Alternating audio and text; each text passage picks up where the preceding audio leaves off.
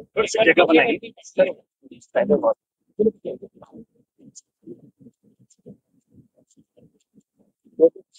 Please sir sir sir sir पर side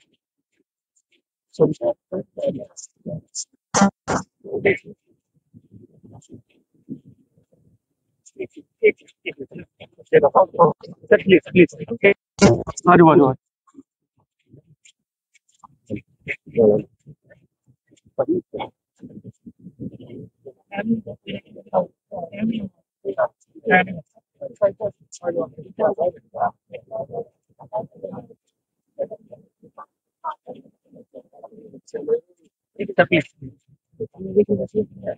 Punjab में बाढ़ की स्थिति बनी है वो अब तक के बनी हुई सबसे गंभीर। 2023 में भी बाढ़ का प्रकोप था, लेकिन इतना नहीं था। अब की बार क्या हुआ कि इधर पोंग से भी ज्यादा पानी छोड़ना पड़ा, उधर जो है भाखड़ा से भी पानी बहुत ज्यादा छोड़ना पड़ा और रणजीत सागर से भी छोड़ना पड़ा। आपका जो होशियारपुर जिससे प्रभावित हुआ है वो पोंग डैम से हुआ, और पीछे से पानी अधिक आने के कारण से उनकी मजबूरी थी कि उनको पानी खाली करना। लेकिन आजकल सिस्टम में ऐसा है कि हर घंटे में कितना पानी वो छोड़ रहे हैं इसकी लगभग लगभग सबको सूचना भेजते हैं, ताकि लोग थोड़ा चौकन्ना रह करके इस फ्लड के बहाव से किसी तरह से बचाया जा सके। जहाँ आज मैं जिस कैंप में हूँ वहाँ लगभग आज की तारीख में 200-250 लोग हैं। ऐसे 5 कैंप हैं जिसमें लोग हैं। कैंप तो इन्होंने 7 की व्यवस्था की है, लेकिन बाकी कैंप में कुछ लोग आए चले गए। अभी भी 1000 से अधिक लोग इन कैंपों में है। उनसे सबसे मैं व्यक्तिगत भी मिला हूँ, है ना। कम से कम यहाँ आने के बाद उनको सरकार की तरफ से जो सहयोग हो सकता है वो सब सहयोग हो रहा है। एमएलए साहब भी पूरे समय से जनता के बीच में आते हैं, हर प्रकार की उनकी समस्या। प्रशासन भी आ रहा है। रास्ते में जो सड़क पर कुछ लोगों ने अपने डेरे लगा रखे थे क्योंकि पानी आ गया उनके खेतों में और घरों में, तो उन लोगों को भी सामग्री तो मिल रही है। बड़ी समस्या जो मुझे ध्यान में आई वो ये कि दोनों साइडों पर जो कटाव होता है मट्टी का, अधिक प्रवाह आने के कारण से वो कई बार बहुत नुकसान कर रहा है। और फिर क्या है कि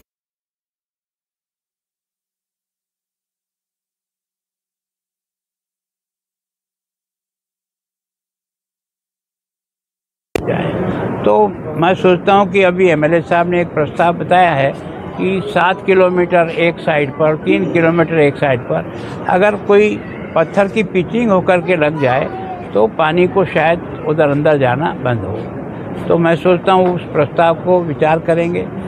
कुछ यहाँ के गांव के लोगों ने कहा कि बच्चों को जो है ना हमारे गांव में पढ़ने के लिए काफ़ी तकलीफ हो जाती है। केवल और केवल प्राइमरी स्कूल है, उसमें भी तो उतना नहीं आता। तो मैंने कहा कि सरकार कम से कम प्राथमिक शिक्षा को इतना महत्व देती है कि जितनी आवश्यकता हो, नई बिल्डिंग बनाने हो तो ही पूरा पैसा देती है सभी, पर आपको उसको देखना पड़ेगा। दूसरा क्या है, ये जो मकान बहुत नीचे बस गए हैं, इनको कोई न कोई आपको ऐसा लेवल पर ढूंढना पड़ेगा जिसमें पानी का फ्लो इनको बार बार परेशान न करे। और प्रधानमंत्री आवास योजना के तहत ये जो इफेक्टेड लोग हैं, जो कई बार इफेक्ट हुए हैं, योजना के तहत लाभ मिल सकता है। प्रस्ताव बना के भेजें, हम भी ट्राई करेंगे ताकि कम से कम मकानों का ये जो बार बार गिरते हैं और जिसके कारण से हादसा ज़्यादा हुआ, यहाँ जो है ना जितना बाढ़ का एरिया है वो तो 8000 समथिंग बीघा पे पानी का फैला हुआ है, लेकिन डेथ यहाँ बहुत ज़्यादा है। अभी तक जितने मैंने ये छठा जिला में देख रहा हूँ कि या तो इससे ज़्यादा पठानकोट में 9 डेथ हुई है, बाकी अमृतसर में बहुत फैला हुआ, लेकिन डेथ केवल 3 थी। उसमें से भी एक जो है सर्प के काटने के कारण से हुई। तो उन्होंने इसका एक तरह से प्रिकॉशन लेकर के लोगों को जिस प्रकार से निकाला। यहाँ क्या है कि फ्लो अधिक होने के, तेज़ होने के कारण से, बाकी जगह फ्लो इतना तेज़ नहीं होता। यहाँ ढाल की ज़मीन है, पोंग बिल्कुल ऊपर है और उसके कारण से बहाव जिस गति से आता है उसके कारण से संभावना ज़्यादा रहती है। तो मैं सोचता हूँ इनको ये प्रस्ताव बना के भेजें। हम कोशिश करेंगे स्टेट गवर्नमेंट से भी और केंद्र से भी। अभी सवेरे जो है वो केंद्र के कृषि मंत्री भी आए हैं शिवराज जी, वो भी शायद अपने इस एरिया में घूम रहे हैं, तो उनका भी है ताकि, और केंद्र की एक टीम भी यहाँ आई हुई है जो 3 दिन से इस सारे के फ्लड को जो है ना एनालिसिस कर रही है, और वो भी अपना रिकमेंडेशन भेजेगी कि किस तरह से है। सामान्यतः क्या है कि जो खेती के नुकसान है उसको तो आपदा राहत के तहत जो लिमिट तय कर रखी उसके हिसाब से सरकार का पैसा आ जाता है, लेकिन जो घर डैमेज होते हैं या जो पशुओं का जो नुकसान होता है उसके बारे में कई बार वो लाभ उनको नहीं मिलता है। सर, जो क्लॉन्ग डैम है ना, उसका पानी तो स्थिर आ रहा है, हमारे को जो मार कर रही है वो चक्की बैंक का पुल या खड्ड का पानी आ रहा है ना, वो अफेक्टेड कर रहा है इसे, उसके बारे में वैसे क्या है कि जो मुझे बताया, मैं अभी उतने गए, यहाँ कई छोटे छोटे नाले भी आकर के और इस नदी में मिलते हैं। उस नाले के पानी के कारण से भी यहाँ के लोगों को फ्लड की स्थिति बनती है। दूसरा क्या है कि ये जो आपका नदी है ब्यास, इस नदी के लेवल से कई जगह जो है ना इससे भी कम डिप्रेशन में है, तो उसके कारण से उनका पानी निकलना और उनकी प्रॉब्लम हो जाती है और भर जाता है। तो मैं सोचता हूँ वो तो डिपार्टमेंट को ड्रेनेज को सिस्टम को मजबूत करने के लिए, क्योंकि पानी 2 दिन 3 दिन भरा रहेगा तो फसल को नुकसान तो 100% होगा, बाकी होगा नहीं होगा। तो मैं सोचता हूँ इससे जितना कंपनसेशन देते हैं हर फसल के नष्ट है, अगर उसको एक साथ मिला करके उस समस्या को एग्जाई कर ले तो मैं सोचता हूँ सरकार उसको कम खर्चे में काम निकाल सकती। सर, पहले तो आपका बहुत बहुत अभिनंदन है, आप यहाँ पहुँचे हो। जो सेंट्रल सरकार की तरफ से जो 500 करोड़ पंजाब सरकार को भेजा है, एक अनुमान के तहत कि 50,000 करोड़ का पंजाब का। देखो, मैं सोचता हूँ ये 50,000 1 लाख नहीं, अगर सरकार का असेसमेंट होगा, यहाँ के कागज़ बन करके जाएंगे, जो टीम यहाँ आई है वो उसको रिकमेंड करेगी, तो पैसा कम और ज़्यादा ये केंद्र के लिए महत्वपूर्ण नहीं है। लेकिन जो प्रोसेस से पैसा मिलेगा वो तो हर ज़िले को कंप्लीट करके भेजना पड़ेगा। न तो 60 की लिमिट बांधी है, न 50 की लिमिट बांधी है। जितनी आवश्यकता होगी, जितना खराबा होगा, केंद्र सरकार उसकी भरपाई करती है।